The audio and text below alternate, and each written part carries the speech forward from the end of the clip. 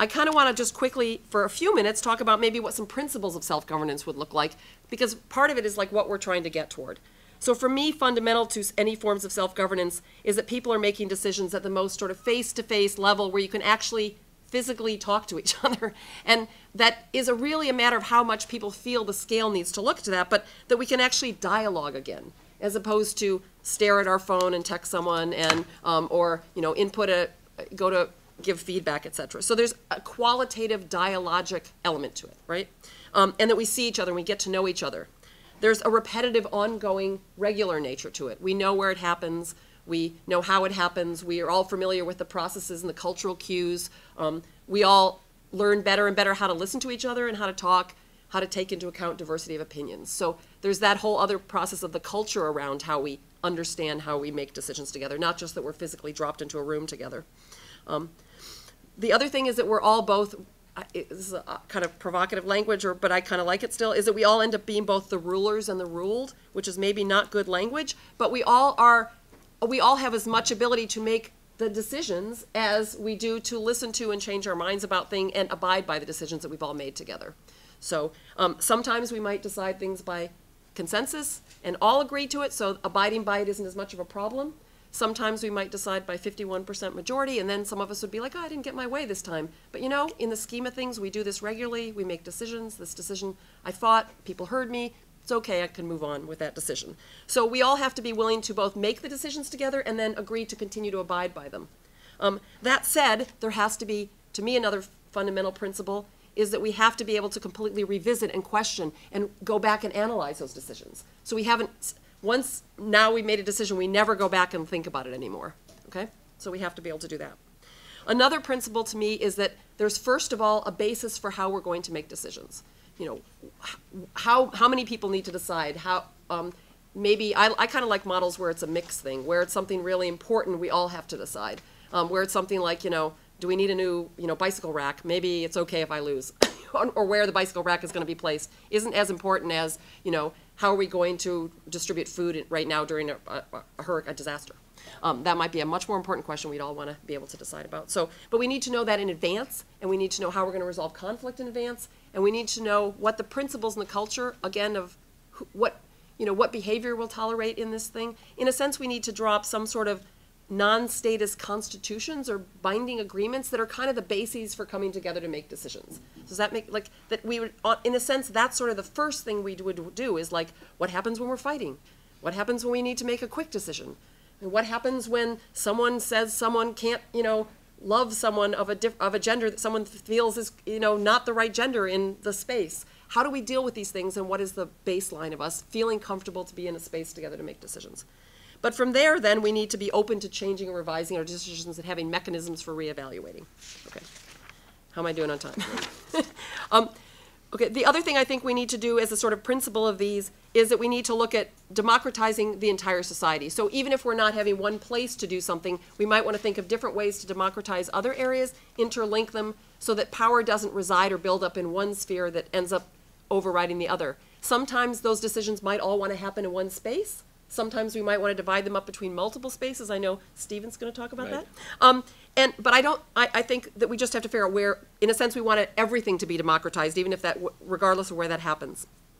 Okay, the last few things is we have to be able to retain dissent when we don't all agree on things, so people clearly know we don't agree.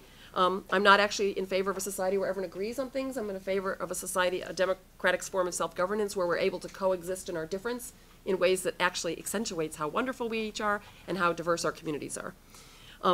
The last few principles are that I think it should not be, self-governance should be on models of where, while we want things on sort of the face-to-face direct dialogic method, I'm not advocating return to like small-scale parochialism. So we have to figure out forms of sharing resources, confederating, delegating responsibility in ways that don't allow power to rise up again. So how do we create horizontalist, webbed formations of power that keep power at the local level, but allow us to do things in a regional, global, on a global level, because most of us want to retain the sense of interconnectivity and with each other. And actually, I think it makes for a richer, more society, and we would be able to then have things we couldn't have if we just looked to the 20 people that lived in our neighborhood.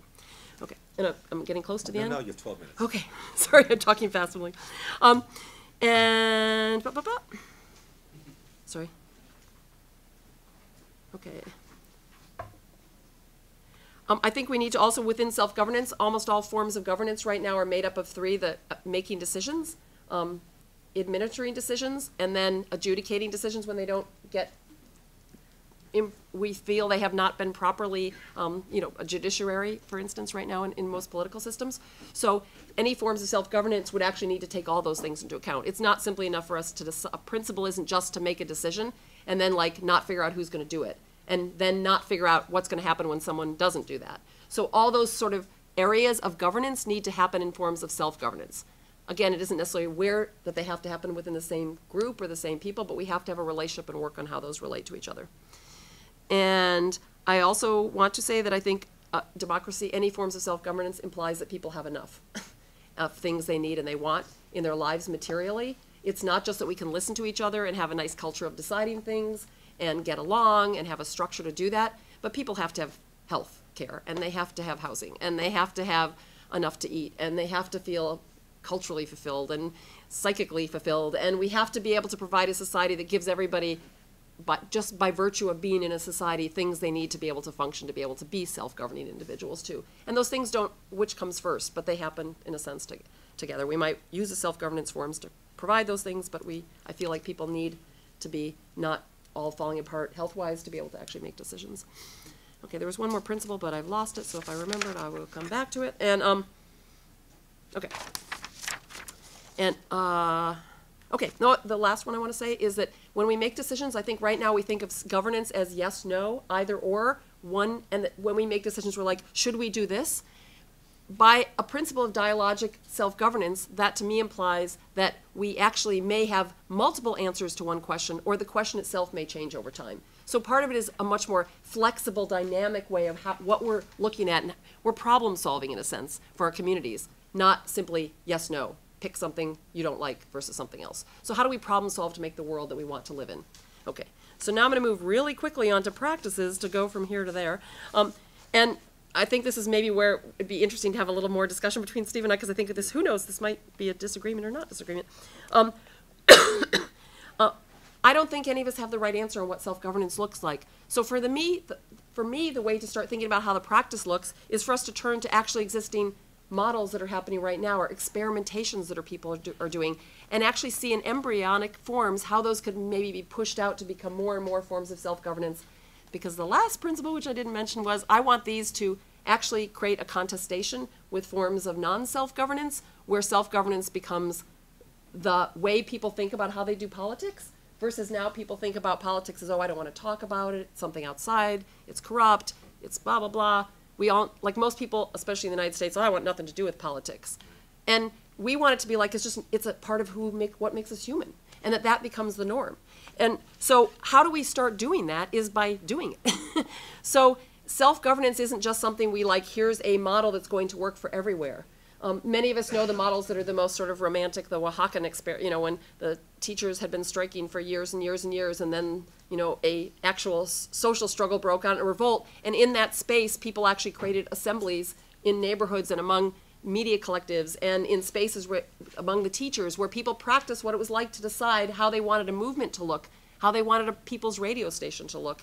And then they federated between the two. So I'd really suggest reading histories of Oaxaca or the Zapatistas or other moments, or Argentina, where people in factories, suddenly the bosses were gone and they're like, wow, how do we self-govern our factory to make it work again so we have enough to eat? Now, was that a fully formed model of self-governance?